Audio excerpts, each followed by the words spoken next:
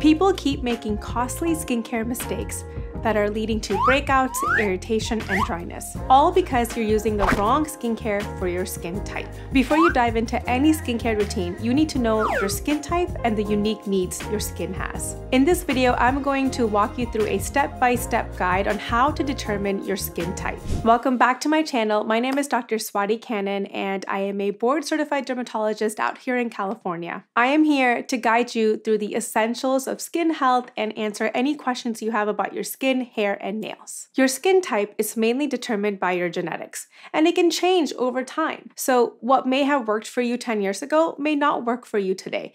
That's why we do have to be fluid with our skincare routines and make modifications as necessary. Your skin type is also different than a skin condition. So for example, you can have oily skin type and have rosacea. Rosacea, eczema, acne, these are all skin conditions. And certain skin types are predisposed to certain skin conditions, but those are two different things. Your skin type is what we're going to discuss in this video today, and it's important to know what your skin type is so that you can make the right skincare decisions. There are about 5 skin types. You have your normal, oily, dry, combination, sensitive. The first 4 skin types, which are normal to combination, those are all related to how much oil or sebum you produce. The 5th one, which is the sensitive skin type, that is not related to your oil production, but it just kind of gives you a better idea of how you react to certain skincare products. The normal skin type, I also call this a moderate skin type. Well, this is the holy grail of skin type. When you have normal skin type, you can do almost anything. You probably are not going to be watching this video if you have normal skin type because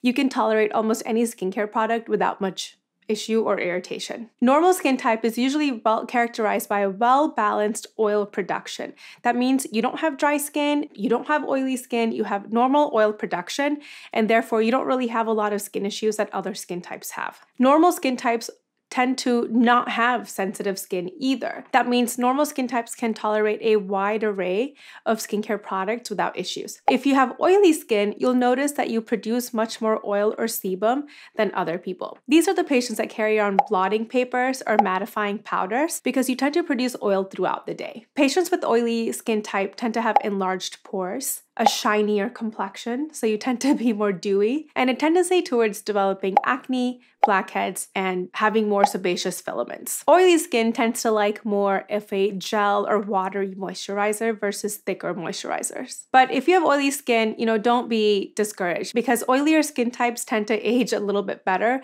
than their drier skin type counterparts. People with dry skin types tend to have dry or scaly patches on their skin sometimes. Their skin often can feel really tight and dry if they don't use thick moisturizers. And this is because dry skin types don't make as much oil or sebum as normal or oily skin types. And a lot of dry skin types also tend to have sensitive skin. So because you don't have oil, which acts as a natural barrier, you're more prone to developing eczema or other rashes if you have dry skin type. The nice thing about having dry skin type is that you don't have enlarged pores. And so as long as you moisturize well, your skin can look pretty poreless, which is nowadays the goal of skincare. But pores are normal, by the way, so don't make me go on my pore rant. But pores are normal. Having pores is normal. Yes, I know we all want to minimize the look of pores, but pores are normal. With that rant being over, dry skin tends to have fewer pores than oily skin types. I do want to distinguish between a dry skin type and a dehydrated skin condition. Dry skin, like I said, doesn't produce enough oil. Dehydrated skin is because you're not getting enough hydration or you're not using enough moisturizer. So that's related to water. Dry skin is related to oil. By the way, if you're finding this video helpful, please hit the thumbs up button below and don't forget to subscribe so that you can stay up to date with all of my latest videos. And make sure to also share this video to anyone else who will find it helpful. Moving on to combination skin type. So this is a combination of oily skin and either normal or dry skin. That means that most patients will have an oily T-zone. This middle part of the face will produce more oil or sebum, whereas the lateral side of the face will either be normal, so meaning normal oil production,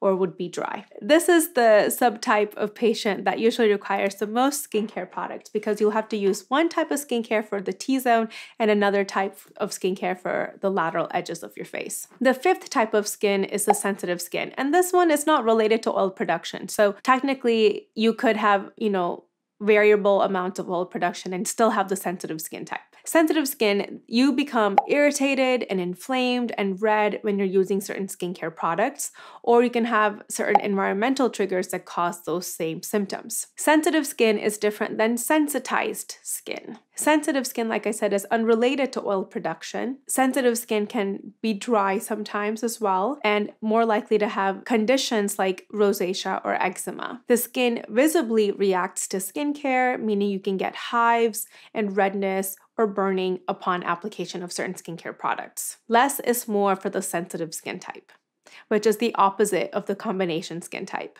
Sensitized skin means that you are reacting to products that you didn't react to before. Sensitized skin means that you're becoming sensitive to certain products and external factors that you were not sensitive to before. Sensitive skin types, however, this is a genetic predisposition. Sensitized skin can be reversed if you use proper skincare products for you. So while they sound very similar, there is a slight nuance between the two. For sensitive skin types, or for patients who have become sensitized to certain skincare products and they're backing down on their skincare use, Vanicream is a really great line for these patients because it doesn't contain fragrance and a whole bunch of other chemicals that sensitive skin types usually react to. So Vanicream is usually the product line I recommend to sensitive skin types. And as I mentioned before, your skin type can sometimes change, but not always. So for example, I have dry skin type. When I was younger, I had dry skin type because I had some eczema, and I've always had to use lotions and moisturizers after showering. Otherwise, my skin doesn't feel very hydrated. When I was an adolescent, I did not have an oily T-zone. I had acne here and there, but I didn't really have an oily T-zone. And as I've become older, my skin has become drier, which tends to be the case for almost everyone. As we get older, our skin becomes drier. So my genetic predisposition is towards a dry skin type. However, there are some patients who might be, normal when they're young, might become oily during their adolescence and then return back to normal or even become dry as they get older.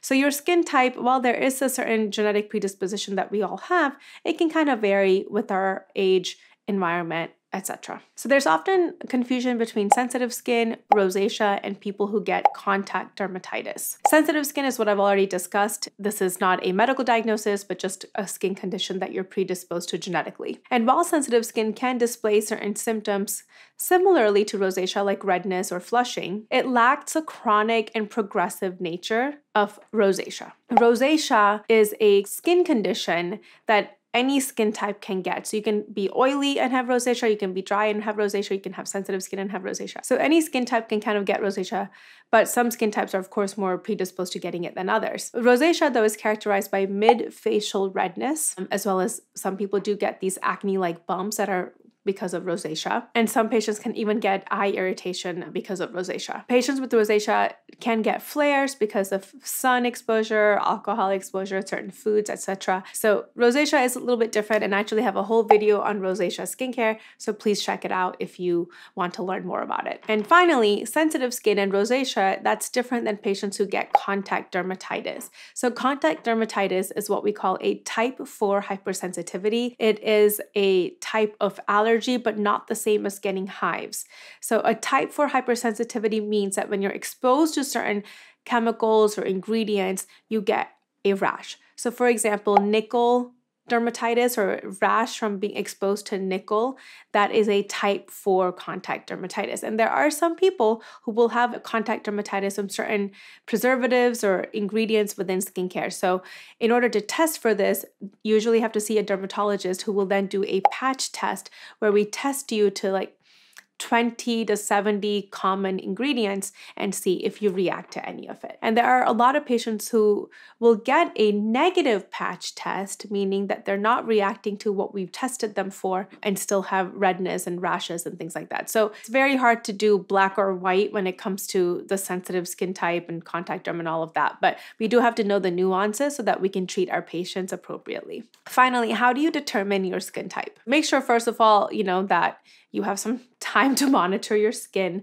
and you're not rushing off to do, your daily activities. But step one is going to be cleaning your skin. You're going to use a gentle cleanser to kind of wash your face with this gentle cleanser. Pat yourself dry. And step two, you're going to wait. So you can wait 30 minutes to an hour. This will help determine your skin type. After you waited an hour, I want you to look in the mirror and evaluate your face. If you have normal skin type, your skin will feel just fine. All right, it won't look oily, it won't feel dry. You are golden. If you have an oily skin type, you will notice a little bit of shininess to your face. Now, this is where you have to determine where that shininess is. Is it all over your face or is it mainly in your T-zone? For some patients who have oily skin type, it does take longer than an hour to kind of get that oil production. And so some of you may have to wait a little bit longer, but notice where your oil production is. If it is all over the face, then you're an oily skin type all over.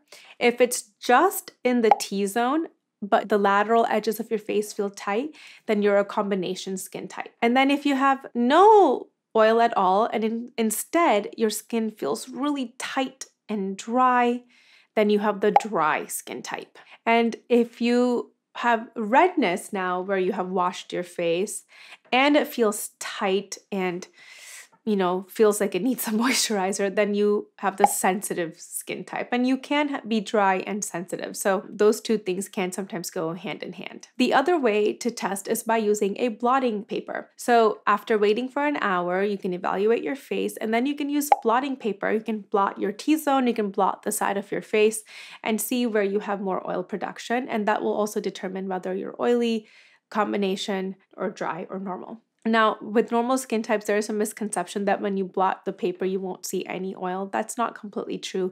You will see a little bit, but it just won't look so shiny. Now that you know your skin type, the next step is to create a skincare routine. And you can do that by watching this video next, where I give you a template to create a morning skincare routine and a nighttime one. So thank you so much for watching this video. Please subscribe and comment and let me know what you think. And I will see you in the next video.